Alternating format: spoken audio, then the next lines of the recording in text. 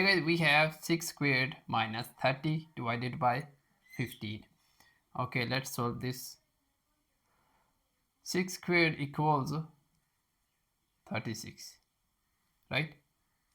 6 squared equals 6 times 6 equals 36. Yes. Minus 30 divided by 15.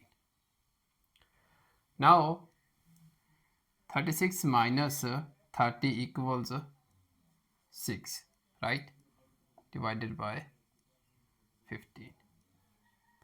And 6 divided by 15 equals 0.04. 0.4.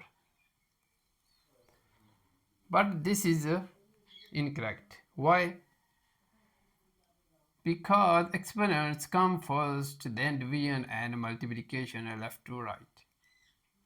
So multiplication and division from left to right, and then addition and subtraction after multiplication. Now let's solve it correctly. Okay. Exponents first, right? So 6 squared equals 6 times 6 equals 36 minus 30 divided by 15. Now divide first. 36 minus 30 divided by 15 equals 2.